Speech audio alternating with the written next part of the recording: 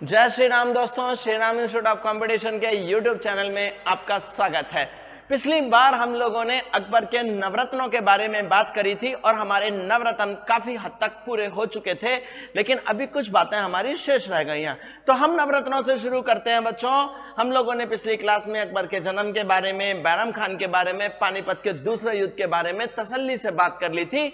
अब हम इसी कंटिन्यू करते हैं। और बच्चों, करने से पहले एक बात कहूंगा, जिंदगी जीना आसान नहीं होता। जिंदगी जीना आसान नहीं होता, बिना संघर्ष के कोई महान नहीं होता।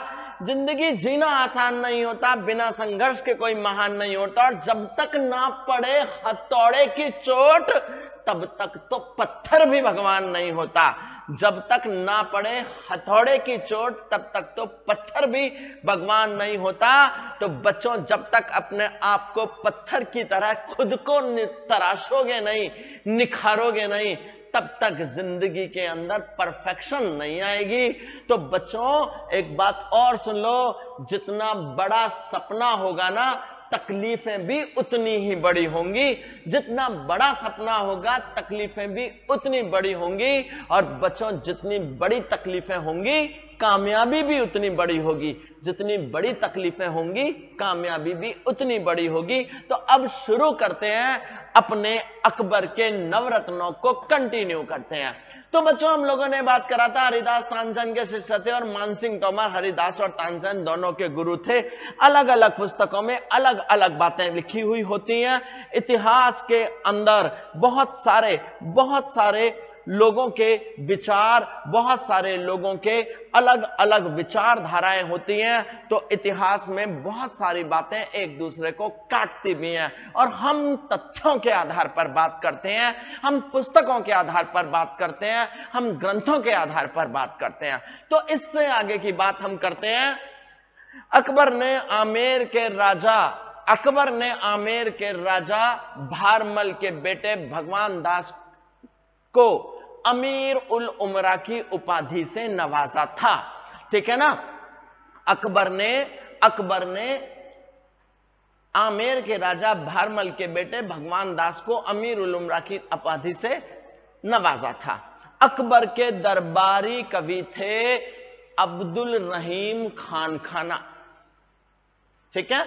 अकबर के दरबारी कवि थे अब्दुल रहीम खान खाना। और अकबर के बेटे जहांगीर के गुरुजी भी थे। वो अकबर के दरबारी कवि जहांगीर के गुरुजी भी थे। और बच्चों, बीरबल जो था नवरत्न, वो उच्च कोटि का हाजिर जवाब और हास्यकार व्यक्ति था। बीरबल हाजिर जवाब था, हास्यकार था। असली नाम महेश दास था। अकबर के दरबारी कवि और विद्वान थे अब्दुल रहीम खान खाना। आप लोगों ने जरूर रहीम जी के दोहे सुने होंगे, वो वही है। रहीमन पानी राखिए, बिन पानी सब सून, और पानी गए ना उबरे, मोती मानस चून। और रहीमन धागा प्रेम का मत तोड़ो चटकाए, और टूटे पे फिर ना जुड़े गांठ पड़ जाए। तो इस तरह के अनोखों दोहों के रचयिता अब्दुल रहीम खान खाना है, जो कि जहांगीर यानी सलीम के गुरुजी भी हैं। और जो हकीम हुकाम था अकबर के रसोई घर का प्रधान। चलिए थोड़ा सा लिखते चलते हैं हम। चलिए, हकीम हुकाम कौन था? रसोई घर का प्रधान। ठीक है ना। हकीम हुकाम कौन थे? रसोई घर के प्रधान। और अब्दुल रहीम कारखाना कौन थे? रहीम जी कौन थे? रहीम थे जहांगीर के गुरु। ठीक है ना। और साथ में कौन? दरबारी कवि। ठीक है बच्चों। ठीक, जहांगीर के गुरुजी और दरबारी कवि। और हकीम हुकाम अकबर के रसोई घर के प्रधान थे। और फिर मैंने आपको बताया कि आमेर के राजा भारमल के पोते मानसिंह, आमेर के राजा भारमल के पोते, ये बात मैंने अभी करी थी। ठीक है।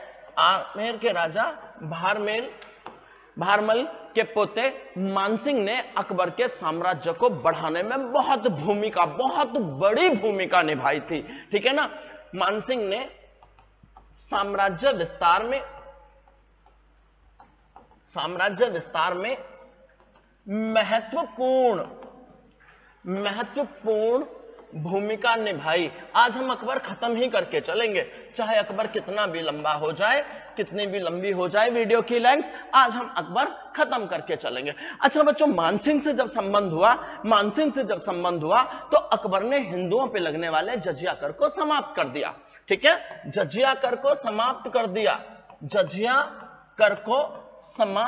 दिया। ठीक, मानसिंह से संबंध होने के बाद अकबर ने जजिया कर को समाप्त कर दिया, जो कि हिंदुओं से लिया जाता था। ठीक है ना। और जो अब्दुल रहीम खाना के बारे में हमने बात करी, वो कौन थे? वो बैरम खान के बेटे थे। अब्दुल रहीम खाना, रहीम जी किसके बेटे थे? रहीम जी बैरम खान के पुत्र थे। ठीक है ना। रहीम जी कौन थे? बैरम खान के पुत्र थे और उच्च कोटि के विद्वान थे। इस बारे में हमने बात भी कर दी। उच्च कोटि के विद्वान थे और कवि थे। ठीक है ना, उच्च कोटि के विद्वान थे और कबीर थे। अच्छा, तुजुक ए बाबरी तुर्की भाषा में लिखी गई थी। तुजुक ए बाबरी यानी बाबरनामा। ठीक, तुजुक ए बाबरी। ठीक है ना। तुजुक ए बाबरी किस भाषा में लिखी गई थी? तुर्की भाषा में लिखी थी। ठीक है, तुर्की भाषा में।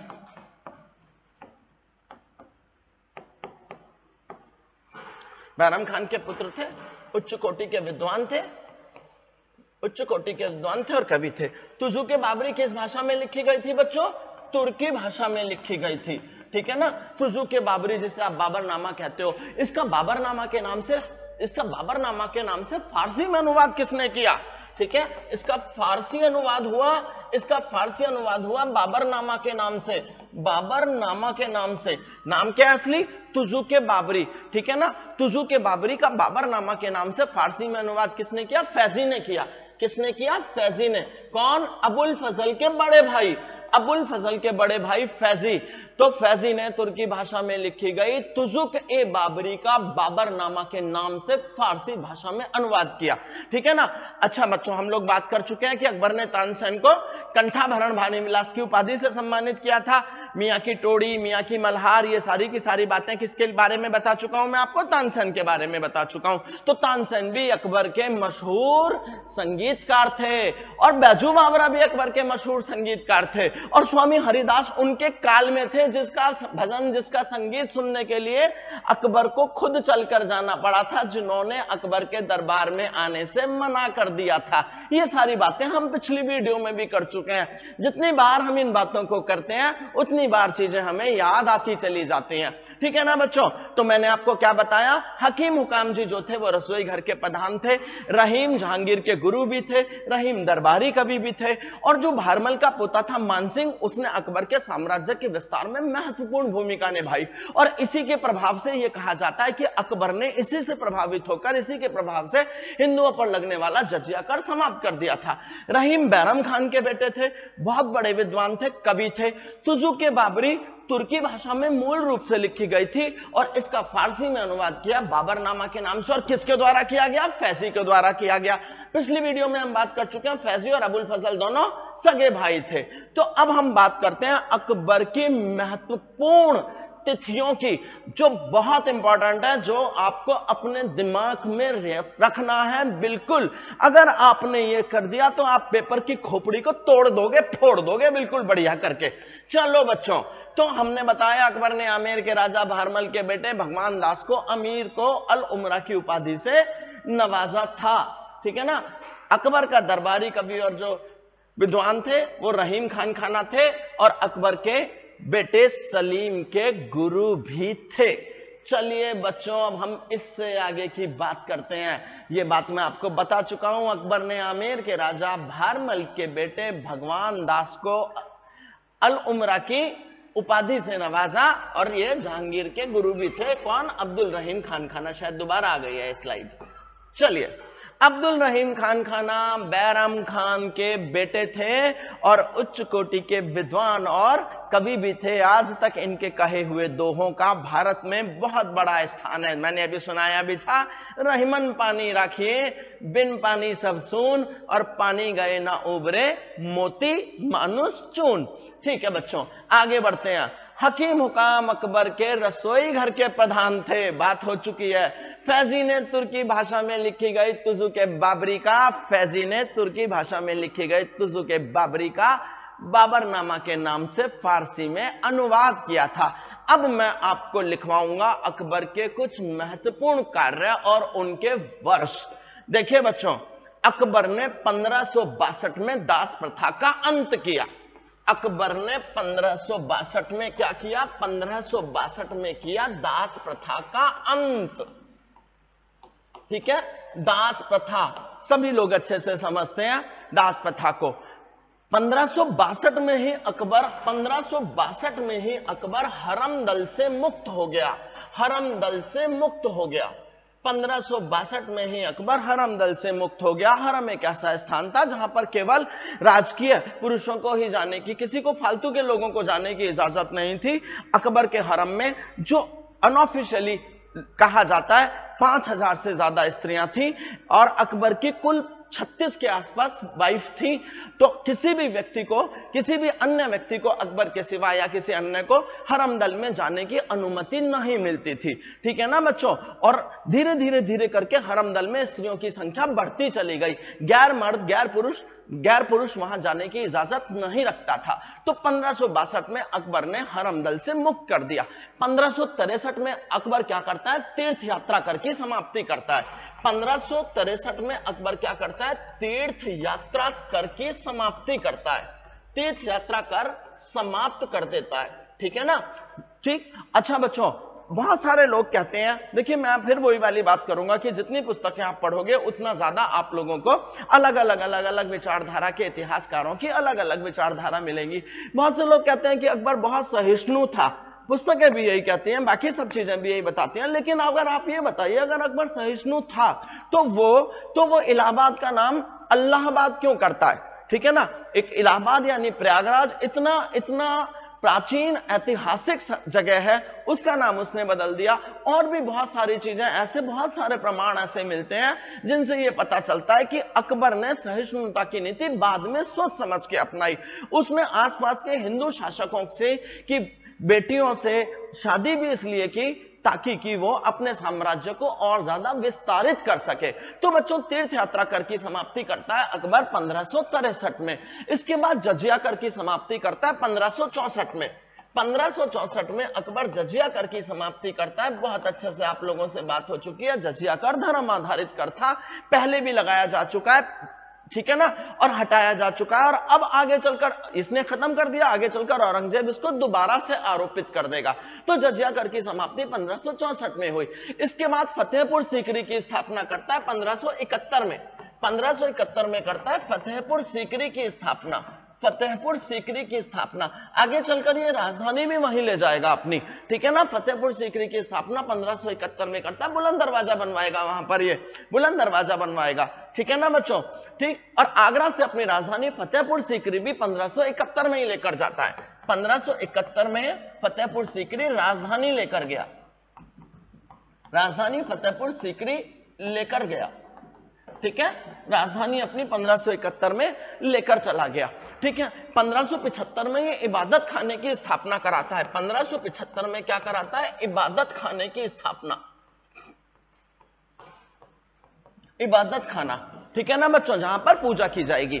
ठीक। और 1578 तक आते आते ये इबादत खाने में सभी धर्म के लोगों को प्रवेश की अनुमति दे देता है। 1578 में क्या करता है? इबादत खाने में सभी धर्मों के प्रवेश की, इबादत खाने में सभी धर्मों के प्रवेश की अनुमति भी दे देता है। 1575 में इबादत खाना स्थापित होता है और 1578 तक आते आते सभी धर्म के लोगों की प्रवेश की अनुमति देता है। और सबसे बड़ी बात, 1579 में ये मजहर की घोषणा करता है। मजहब नहीं, मजहर। 1579 में मजहर की घोषणा करता है। 1579 मजहर की घोषणा, मजहर की घोषणा। कई सारी पुस्तकों में मैंने पढ़ा है, कई सारी पुस्तकों में मैंने पढ़ा है कि मजहर की जगह महजर लिखा हुआ है। तो आप उस चीज को लेकर परेशान ना होना। आप दिमाग में बात आती है महजर क्या? महजर यानी मजहब। इसके अंदर यह था कि अगर धर्म को लेकर कोई भी विवाद होगा, कोई भी चीज में कंट्रोवर्सी होगी, तो अकबर का निर्णय ही सर्वोत्तम माना जाएगा। और इस मजहर को बनाने की जो रूपरेखा बनाई गई थी, उसका जो सबसे ज्यादा स्ट्रक्चर बनाने में पूरा योगदान अबुल फजल और फैजी का था। तो बच्चों, अबुल फजल और फैजी का था। मजहर की घोषणा 1579 में हुई। दीन इलाही धर्म 1582 में, 1582 दीन ए इलाही धर्म। बच्चों, आप लोगों के लिए बहुत अच्छी डिटेल निकाल कर लाता हूं। बस आप लोगों से यही रिक्वेस्ट है कि आप मेरी वीडियो को लाइक करो, शेयर करो, अपने दोस्तों के पास सेंड करो, अपने दोस्तों को शेयर करो, ठीक है ना, ज्यादा से ज्यादा सपोर्ट करो। ठीक, कोशिश की जा रही है कि जल्दी से जल्दी आप लोगों को हिंदी, आप लोगों को इंग्लिश, ये सब चीजों की भी वीडियो उपलब्ध कराई जाए। ठीक, तो 1579 में मजहर की घोषणा की गई, 1582 में दीन इलाही धर्म की घोषणा की गई, और इलाही संवत चलाया जाता है 1583 में। 1583 में इलाही संवत चलाया जाता है। इलाही संवत बोले तो कैलेंडर, ठीक है ना, संवत बोले तो कैलेंडर। ठीक, और अपनी राजधानी को लाहौर लेकर गया अस्थायी रूप से, पहले ही बता देता हूं, अस्थायी रूप से लाहौर लेकर गया था राजधानी 1585 में। ठीक, 1585 में अस्थायी तौर पर, ठीक है ना, अस्थायी तौर पर राजधानी को यह कहां लेकर जाता है? लाहौर लेकर जाता है। तो बच्चों, एक बार आप हल्का सा आगे बढ़कर इसका रिवीजन कर लो, ठीक है। चलिए, ये मैंने आपको बता दिया, आमेर के राजा भारमल के पोते मानसिंह ने अकबर के साम्राज्य को बढ़ाने में बहुत महत्वपूर्ण भूमिका निभाई थी। तो मानसिंह से संबंध होने के बाद ही अकबर ने हिंदुओं पर लगने वाले जजिया कर को समाप्त कर दिया था। और मानसिंह ने अकबर के लिए कई महत्वपूर्ण युद्धों का नेतृत्व किया था। अकबर के लिए कई महत्वपूर्ण युद्धों का नेतृत्व करने वाले व्यक्ति कौन थे? मानसिंह थे, ठीक है ना बच्चों। तो अभी ये सारी बातें मैंने आप लोगों को बताई। मैंने बताया दास प्रथा कांड 1562, हरम दल से मुक्त होना 1562, तीर्थ यात्रा कर की समाप्ति 1563, जजिया कर की समाप्ति 1564, फतेहपुर सीकरी की स्थापना और राजधानी भी लेकर जाना, अपनी राजधानी भी वहीं लेकर जाना 1571, इबादत खाने की स्थापना 1575, इबादत खाने में सभी धर्मों के लोगों का प्रवेश करना 1578, मजहर की घोषणा 1579, दीन इलाही की स्थापना 1582 में, इलाही संवत 1583 में, राजधानी को लाहौर लेकर जाना है अस्थायी रूप से 1585। तो बच्चों, ठीक, दास प्रथा, हरम दल, तीर्थ यात्रा, जजिया कर, फतेहपुर सीकरी, राजधानी आगरा से फतेहपुर ले जाना, इबादत खाना, सभी धर्मों के प्रवेश की अनुमति, मजहर की घोषणा, दीन इलाही संवत की शुरुआत और राजधानी का अस्थायी रूप से लाहौर हस्तांतरण। 1562 में अकबर ने खुद को हरम दल से मुक्त कर लिया था और 1562 में ही जोधाबाई से शादी होती है अकबर की, ठीक है ना बच्चों। अकबर की शादी 1562 में अकबर की क्या हुई? शादी। तो मई 1562 में अकबर की शादी हुई। किससे हुई? अकबर की शादी हुई जोधाबाई से। जोधाबाई कहने को जश्न बहारा है, इश्क ये सोच के हैरान है। पिक्चर जरूर देखी होगी। अकबर ने जोधाबाई से शादी करी 1562 में, और ये कौन थी? आमेर के राजा भारमल की बेटी थी। कौन थी? आमेर के राजा भारमल की बेटी, ठीक है ना बच्चों। और ये जो शादी कर रहा है ना बच्चों, इसका सीधा सीधा उद्देश्य है राजपूतों के साथ और अन्य हिंदुओं के साथ वैवाहिक संबंध करके अपने आप को मजबूत करना। और हिंदू धर्म के प्रति इससे शादी के बाद ये सहृदय हो गया।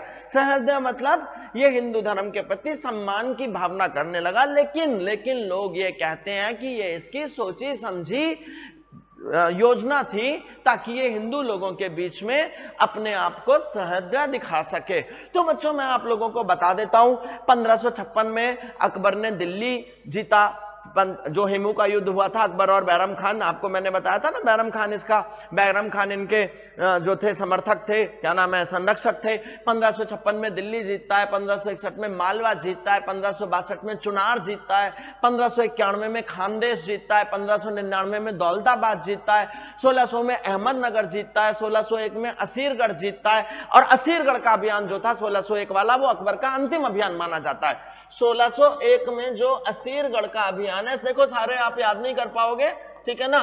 तो 1601 में मैंने आपको बताया 1591 में खानदेश जीता, 1599 में दौलताबाद जीता, 1600 में अहमदनगर जीता, 1601 में जो असीरगढ़ का वो है, उस समय असीरगढ़ के जो शासक थे वो मीरन बहादुर थे, मीरन बहादुर। तो ये अकबर का जो 1601 में असीरगढ़ का अभियान है, ये अकबर का अंतिम अभियान माना जाता है, अंतिम अभियान माना जाता है। चाहे आज वीडियो थोड़ी लंबी भी हो जाए बेटा जी, आज अकबर को हम खत्म करके चलेंगे।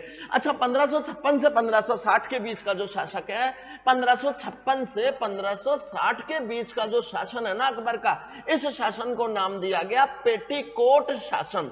याद रखना, पेटीकोट शासन किसके शासन को कहा गया? अकबर के काल को। किस समय से किस समय तक का? 1556 से 1560 तक का। क्योंकि ये वाला जो शासन था आप लोगों को पता है, इस समय अकबर का संरक्षक कौन है? इस समय अकबर का संरक्षक है बैरम खान। 18 जून 1576 बच्चों, भारत के इतिहास की तारीख नोट कर लो, 18 जून 1576 को होता है हल्दी घाटी का युद्ध। ठीक है, इतिहास के अंदर ये तारीख स्वर्ण अक्षरों में हमारे महाराणा प्रताप जी की वीरता के लिए, हमारे महाराणा प्रताप जी के ताकत के लिए, उनकी शौर्य के लिए इस युद्ध का बहुत बड़ा महत्व था। ठीक है ना। 18 जून 1576 को 18 जून 1576 को क्या होता है? हल्दी घाटी का युद्ध होता है। ठीक है, हल्दी घाटी का युद्ध किस किस के बीच होता है? महाराणा प्रताप और अकबर के बीच। महाराणा प्रताप और अकबर के बीच हल्दी घाटी का युद्ध होता है। ठीक है ना बच्चों, इसमें अकबर जीत जाता है। 18 जून 1576 को मेवाड़ के राजा महाराणा प्रताप और अकबर के बीच हल्दी घाटी का युद्ध होता है, जिसमें अकबर जीत जाता है। हल्दी घाटी के युद्ध में मुगल सेना का नेतृत्व जो किया था आसफ खान ने और मान सिंह ने। ठीक है ना, मुगल सेना का नेतृत्व इतिहास के अंदर बहुत सारे इतिहासकार कहते हैं कि अकबर महाराणा प्रताप का सामना करना ही नहीं चाहता था। ठीक है ना, तो हल्दी घाटी के युद्ध में मुगल सेना का नेतृत्व किस किसने किया था? आसफ खान ने और मान सिंह ने नेतृत्व किया था। मान सिंह ने और आसफ खान ने। मान सिंह के बारे में हम कई बार बात कर चुके हैं, पीछे भी बात कर चुके हैं। आसफ खान और मान सिंह ने। मान सिंह अकबर का कौन था? सेनापति। मान सिंह कौन था? अकबर का सेनापति था। ठीक है, अकबर का सेनापति था मान सिंह। अकबर ने दीन इलाही धर्म का चलाया था, बात हो चुकी है हमारी। दीन इलाही धर्म अकबर ने चलाया था। दीन इलाही धर्म किसने चलाया? अकबर ने। पहले भी बात हो चुकी है इस बारे में। ठीक है, 1582 में उसने इस धर्म की स्थापना सभी धर्मों के बीच एक सामंजस्य स्थापित करने के लिए, एक एडजस्टमेंट स्थापित करने के लिए, कि उसने सभी धर्मों को एक साथ मिला जुलाकर अच्छा रूप देने की कोशिश करी। ठीक है ना। और बच्चों, अबुल फजल को दीन इलाही का प्रधान पुरोहित बनाया। ठीक है, प्रधान पुरोहित कौन बना? दीन इलाही का। दीन इलाही का प्रधान पुरोहित कौन बना? अबुल फजल बना। दीन इलाही का प्रधान पुरोहित कौन बना बच्चों? दीन इलाही धर्म का प्रधान पुरोहित बना अबुल फजल। और बच्चों, इसने इस धर्म को अपना राजकीय धर्म घोषित कर दिया था। ठीक, कौन सा धर्म घोषित कर दिया था? राजकीय धर्म घोषित कर दिया था। और मैं पिछली बार भी बता चुका था, एकमात्र हिंदू राजा जिन्होंने इसको दीन इलाही धर्म को स्वीकार किया था, वो था बीरबल। ठीक है ना, बीरबल एकमात्र हिंदू राजा था। बीरबल एकमात्र हिंदू राजा था जिन्होंने दीन इलाही धर्म को स्वीकार किया था। ठीक है बच्चों, दीन इलाही धर्म को स्वीकार करने वाला एकमात्र प्रथम हिंदू राजा बीरबल। और बच्चों, महाराणा प्रताप की मृत्यु 57, महाराणा प्रताप की मृत्यु महाराणा प्रताप की मृत्यु जो हुई बच्चों, महाराणा प्रताप बहुत वीर व्यक्ति थे, बहुत वीर व्यक्ति थे। 57 साल की उम्र में, 57 साल की उम्र में 19 जनवरी 1597 को, ठीक है ना, 19 जनवरी 1597 को 57 साल की उम्र में, 57 साल की उम्र में 19 जनवरी 1597 को 57 साल की उम्र में महाराणा प्रताप की मृत्यु हो जाती है। बच्चों, महाराणा प्रताप का नाम भारत के इतिहास में स्वर्ण अक्षरों में दर्ज है। एक ऐसा व्यक्ति जिसने पूरे अकबर को जीवन भर तंग रखा, अकबर की अधीनता स्वीकार नहीं करी। और महाराणा प्रताप के हाथी और घोड़े को भी वीरता की प्रकाष्ठा तक वर्णित किया गया है हमारे इतिहास में। अगर आप लोगों ने चेतक कविता ना सुनी हो तो चलो उसकी कुछ पंक्तियां मैं सुनाता हूं। रण बीच चौकड़ी भर भर कर चेतक बन गया निराला था, रण बीच चौकड़ी भर भर कर चेतक बन गया निराला था, राणा प्रताप के घोड़े से पड़ गया हवा का पाला था। रण बीच चौकड़ी भर भर कर चेतक बन गया निराला था, राणा प्रताप के घोड़े से पड़ गया, राणा प्रताप के घोड़े से पड़ गया हवा का पाला था। जो तनिक हवा से बाघ हिली, बाघ मतलब जिससे घोड़े को खींचा जाता है, जो तनिक हवा से बाघ हिली लेकर सवार उड़ जाता था, राणा की पुतली फिरी नहीं तब तक चेतक मुड़ जाता था। जो तनिक हवा से बाघ हिली लेकर सवार उड़ जाता था, राणा की पुतली फिरी नहीं तब तक चेतक मुड़ जाता था। गिरता न कभी चेतक तन पर राणा प्रताप का कोड़ा था, वो दौड़ रहा अरिमस्तक पर, वो आसमान का घोड़ा था यहीं रहा अब यहां नहीं है, वहीं रहा अब वहां नहीं, थी जगह न कोई जहां नहीं, किस अरिमस्तक पर कहां नहीं। निर्भीक गया वो ढालों में, सरपट दौड़ा करवालों में, फंस गया शत्रु की चालों में, बढ़ते नद सा वो लहर गया, फिर फिर ठहर गया, विकराल वज्र में बादल सा अरिकी सेना पर घेर गया, विकराल वज्र में बादल सा अरिकी सेना पर घेर गया। भाला गिर गया गिरा निशंग, है टापों से खन गया अंग, बैरी समाज रह गया दंग, घोड़े का ऐसा देख रंग, रण बीच चौकड़ी भर भर कर चेतक बन गया निराला था, राणा प्रताप के घोड़े से पड़ गया हवा का पाला था। वीर रस की कविताएं हैं, अतिशयोक्ति अलंकार में ये पूरी की पूरी कविताएं। राणा की पुतली फिरी नहीं तब तक चेतक मुड़ जाता था, यानी घोड़े की चतुरता, घोड़े की तेजी का वर्णन इस बात से किया है। आंखों की पुतली फिरने में कितना टाइम लगता है, उससे भी पहले हमारा चेतक मुड़ जाता था। तो सच में वे वीर रस की कुछ कविताएं ऐसी हैं जिन्हें देखने के बाद, जिन्हें पढ़ने के बाद आज भी हमारे रोंगटे खड़े हो जाते हैं। तो बच्चों, मैंने आपको बताया अकबर ने आगरा के पास फतेहपुर सीकरी का निर्माण करवाया था। थोड़ा सा देख लेते हैं, ये मैं आपको पहले ही बता चुका हूं सारी की सारी डिटेल, ठीक है। अकबर ने आमेर के राजा भारमल की बेटी जोधाबाई से 1562 में विवाह किया और इस वैवाहिक संबंध को राजपूतों के बीच में उसको लोकप्रिय बना दिया, ठीक है ना, और हिंदू धर्म के प्रति सहिष्णु बना दिया, ठीक। इसके बाद 18 जून 1576 को मेवाड़ के राजा महाराणा प्रताप और अकबर के बीच हल्दी घाटी का युद्ध हुआ।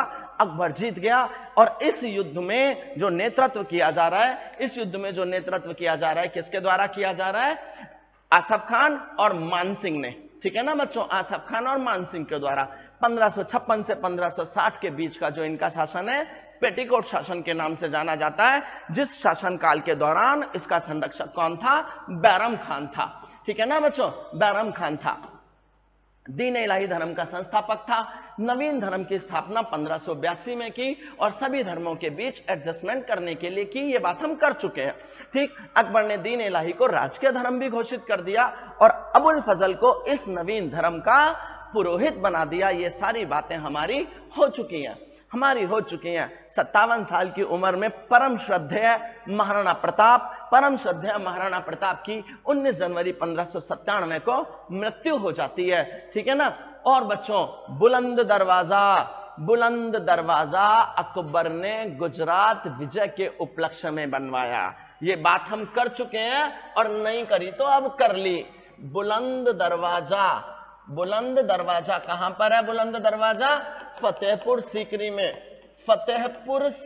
में, ठीक है ना। और बच्चों, क्यों बना? गुजरात विजय के उपलक्ष्य में, गुजरात विजय के उपलक्ष्य में फतेहपुर सीकरी में अकबर बुलंद दरवाजा बनवाता है और पहली बार गुजरात विजय के दौरान अकबर पुर्तगालियों से भी मिलता है 1571 में। 1571 में जब इसने गुजरात विजय करी तब ये पुर्तगालियों से भी मिला, ठीक है ना, पुर्तगालियों से मिला। और गुजरात विजय के आसपास ही इसने पहली बार समुद्र भी देखा था, ठीक है ना। अकबर ने पहली बार जो समुद्र का दर्शन किया वो गुजरात विजय के दौरान किया, ठीक है। समुद्र दर्शन इसी समय किया गया, इसी समय, किस समय? गुजरात विजय के दौरान ही इसने समुद्र दर्शन किया। जैन धर्म के जैनाचार्य थे, जैन धर्म के जैनाचार्य, नाम था हरि विजय सूरी, ठीक है। जैन धर्म के जैनाचार्य हरि विजय सूरी, ठीक है। इनको क्या उपाधि देता है? हरि विजय सूरी को जगत गुरु की उपाधि देता है। कौन सी उपाधि? जगत गुरु की उपाधि दी इसने, अकबर ने हरि विजय सूरी को। यानी ये दिखाना चाहता है कि ये सभी धर्मों को सम्मान दे रहा है। चार बाग बनाने की आप कभी आगरा के किले में जाओगे तो आप जाकर देखना, चार बाग बनाने की शुरुआत अकबर ने की। चार बाग बनाने की शुरुआत अकबर ने की बच्चों। अच्छा, एक बात और है, इस बारे में जो कल्पना की थी पहली बार, जो चार बाग बनाने की कल्पना की थी अपनी पुस्तकों में, वो बाबर ने की थी। लेकिन उस कल्पना को अंजाम कौन दे रहा है? अकबर दे रहा है। और अकबर, ठीक है ना, इस्लाम धर्म के बाद सबसे ज्यादा हिंदू धर्म को मानने था या प्रभाव था अकबर पर इस्लाम के बाद हिंदू धर्म का प्रभाव था। अकबर पर इस्लाम के बाद हिंदू धर्म का प्रभाव था। इस्लाम के बाद अकबर पर हिंदू धर्म का प्रभाव था, ठीक है ना बच्चों। और बच्चों, सूफी संत को भी वो बहुत मानता था। इसने चिश्ती संप्रदाय के लोगों को भी अपने राज्य में आश्रय दिया था, ठीक है। अच्छा, सिख गुरु रामदास जी को 500 बीघा जमीन दान करके आया था ये। रामदास सिख गुरु हैं, रामदास जी को 500 बीघा जमीन दान दी थी अकबर ने, ठीक है। 500 बीघा जमीन दान दी थी बच्चों। आगे चलकर अमृतसर नगर और स्वर्ण मंदिर यहीं बनेगा, ठीक।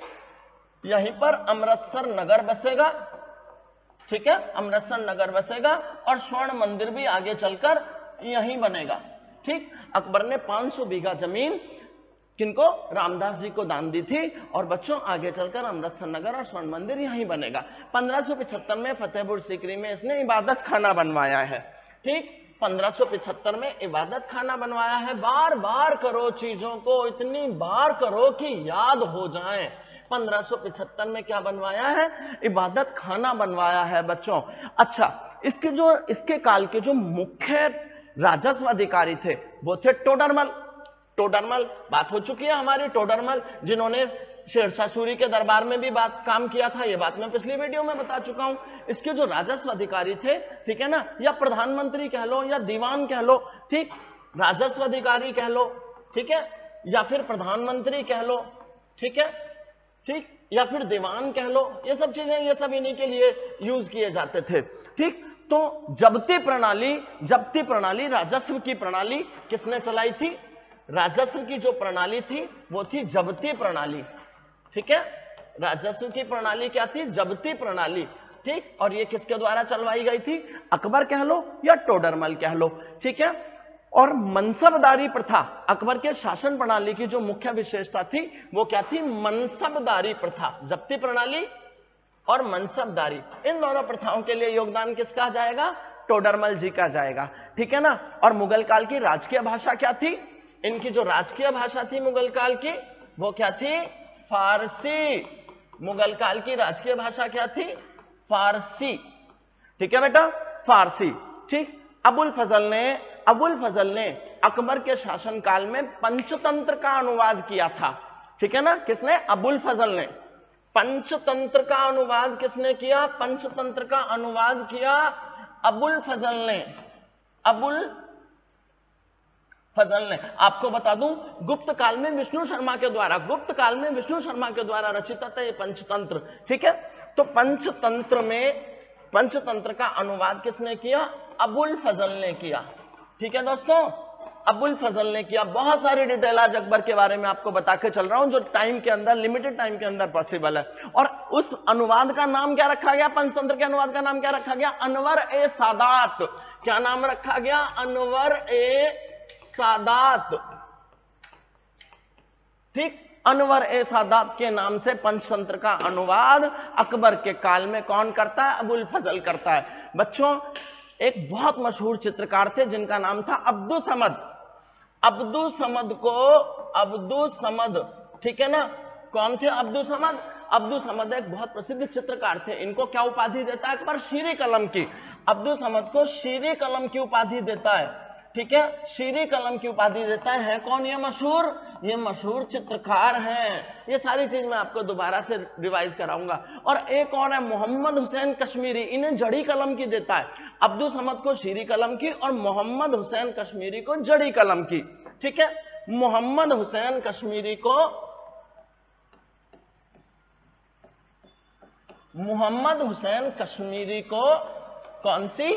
कौन सी जड़ी कलम की देता है। ठीक है,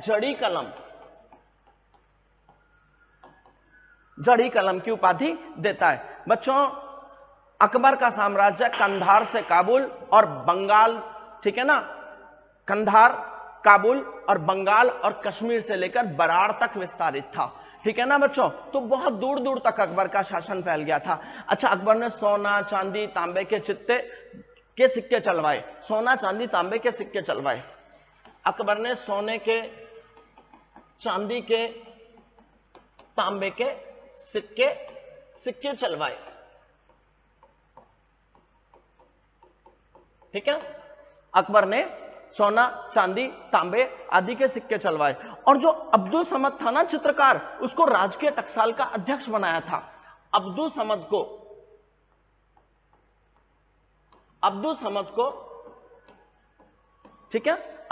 को इसने राजकीय टकसाल का अध्यक्ष बनाया था।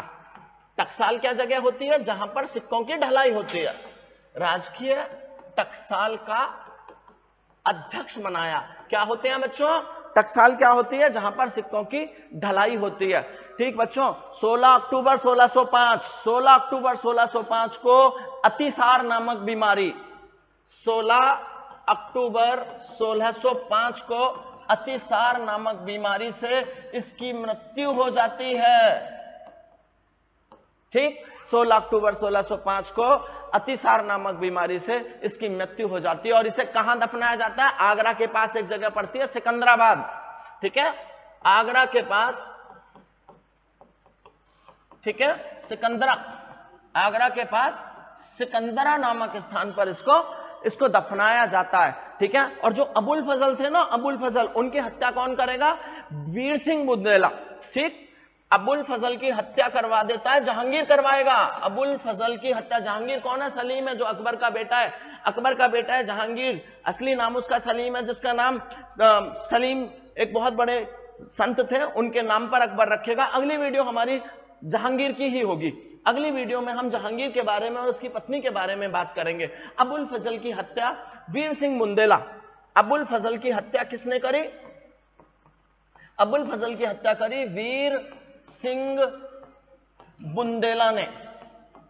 वीर सिंह बुंदेला ने किसके आदेश पर करी? सलीम।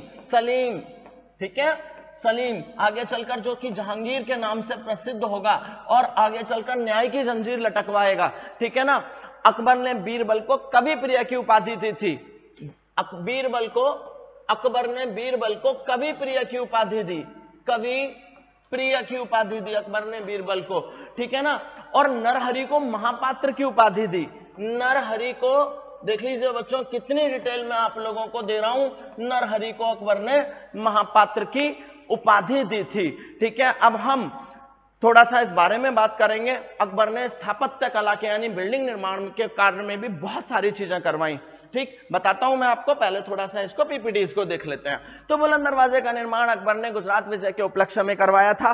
गुजरात विजय के उपलक्ष्य में करवाया था। गुजरात विजय 1571 के दौरान हुई, ठीक है ना। 1571 के दौरान अकबर ने पहली बार पुर्तगालियों से भेंट भी करी और समुद्र का दर्शन भी उसने पहली बार वहां पर किया।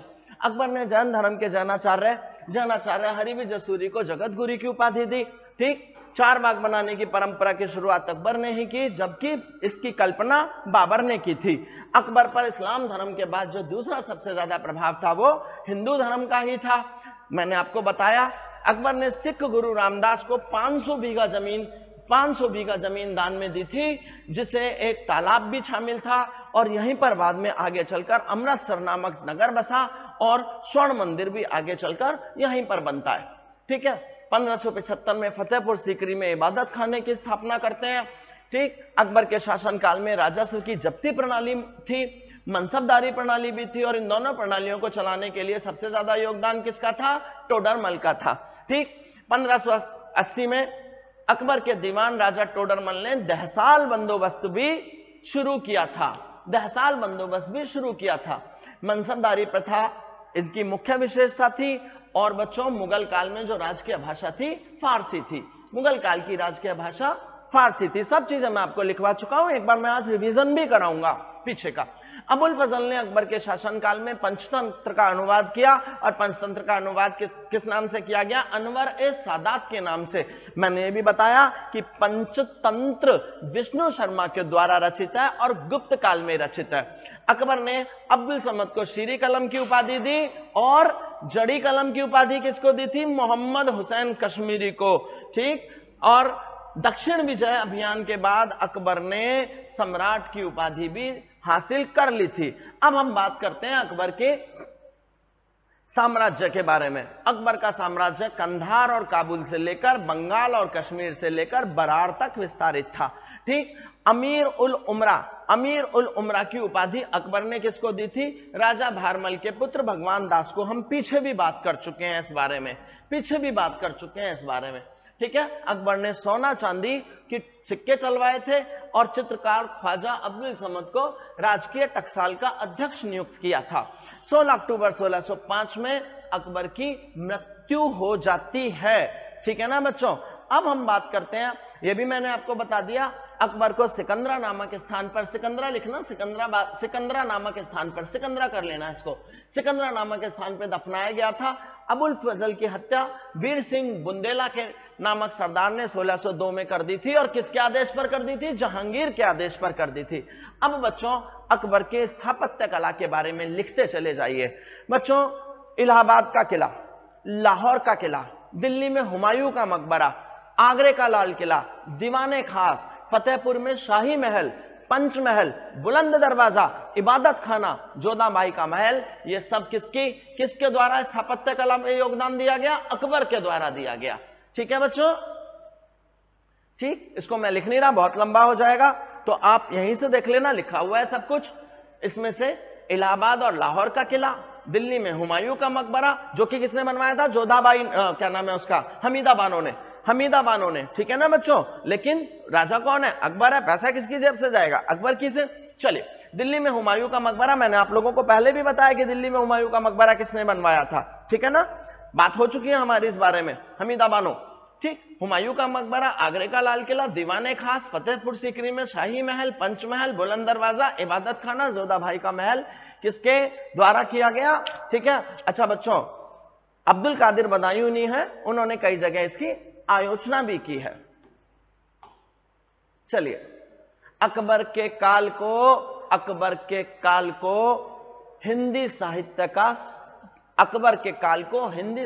का स्वर्ण काल भी कहा जाता है। ठीक है ना।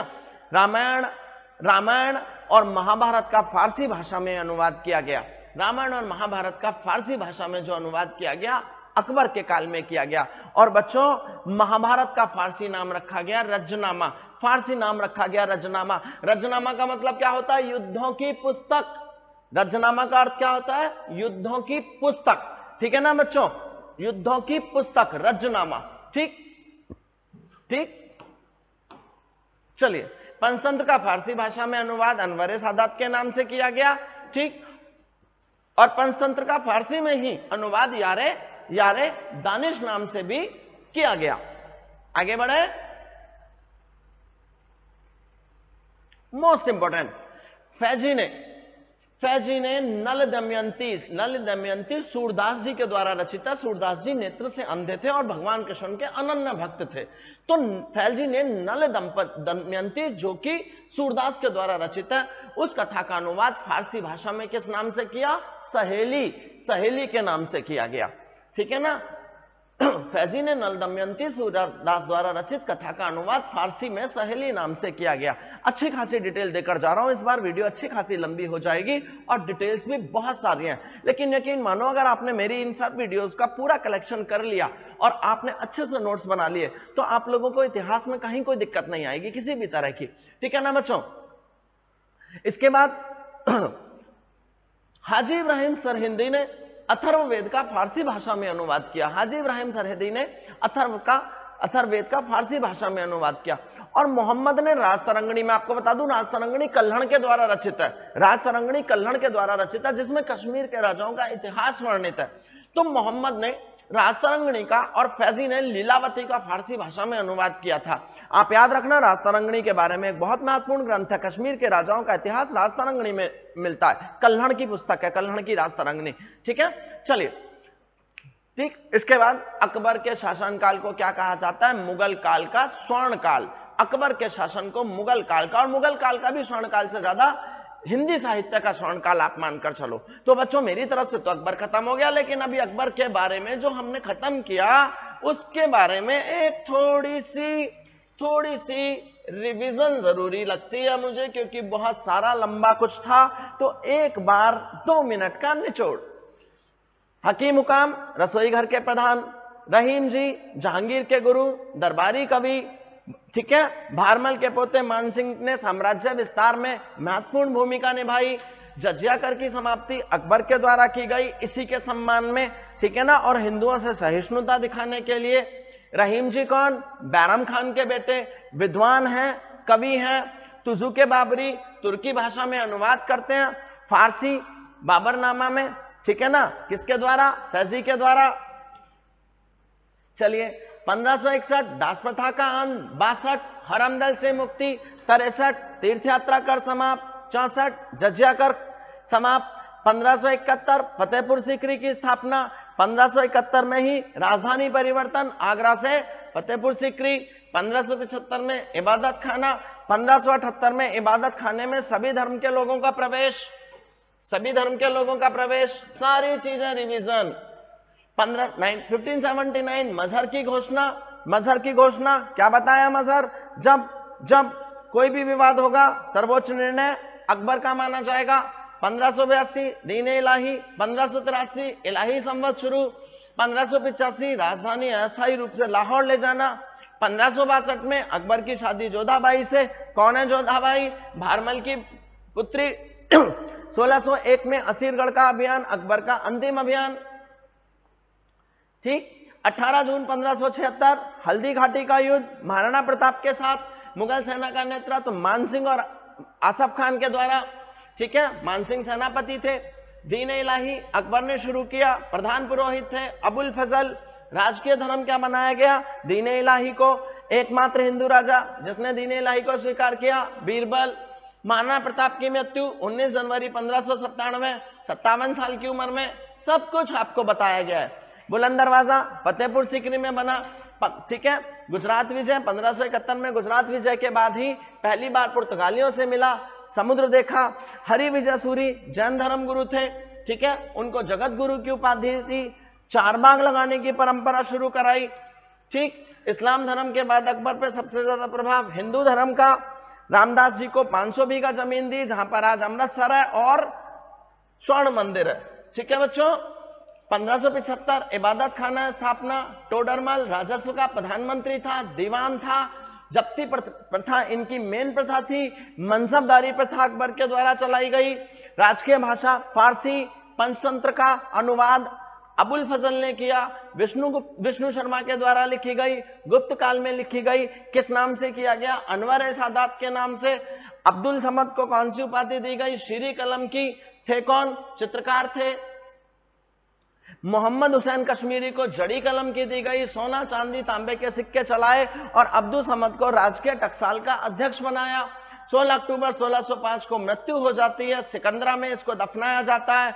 अबुल फजल की हत्या वीर सिंह बुंदेला कर देते हैं, सलीम के आदेश पर कर देते हैं और बीरबल को कवि प्रिय की उपाधि देते हैं और नरहरि को महापात्र। ठीक है बच्चों, तो अब ये हमारी कहानी खत्म होती है अकबर की। अकबर की कहानी खत्म होती है। एक बार आज इससे आगे भी देखते चलो अपने स्लाइड शो को, एक ही बार में सारी चीजें दिखाते चलते हैं। ठीक, फोटो भी ले सकते हो आप इनकी। ये सब चीजें मैंने आप लोगों को बता दी हैं। रहीम जी के बारे में बताया, बैरम खान के बेटे थे। ठीक, हकीम हुकाम रसोई घर के प्रधान थे। ठीक, जजिया कर को समाप्त कर दिया गया था। महत्वपूर्ण कार्यों के बारे में बात हो गई, हल्दी घाटी के युद्ध के बारे में बात हो गई, चेतक के युद्ध के बारे में बात हो गई। तो बच्चों आज के लिए इतना ही काफी है। जाने से पहले इतना कह दूं, आज मुश्किल है, कल थोड़ा बेहतर होगा। बस उम्मीद और मेहनत मत छोड़ना, भविष्य जरूर बेहतरीन होगा। तो बस इतनी सी बात कही है। क्या कहा? आज मुश्किल है, कल थोड़ा बेहतर होगा। उम्मीद और मेहनत मत छोड़ना, भविष्य जरूर बेहतरीन होगा। तो बच्चों आज के लिए इतना ही काफी है। अगली वीडियो मेरी सलीम यानी जहांगीर को लेकर होगी। बच्चों आप लोगों से ये कहा जा रहा है कि आप इस वीडियो को ज्यादा से ज्यादा दोस्तों को शेयर करो और अप्रिशिएट करो इस चीज को, जो प्रयास आपके लिए किए जा रहे हैं। निश्चित रूप से सफलता आपको मिलेगी। जय श्री राम, जय हिंद। जल्दी ही मिलते हैं अपनी नई वीडियो के साथ। जय श्री राम बच्चों।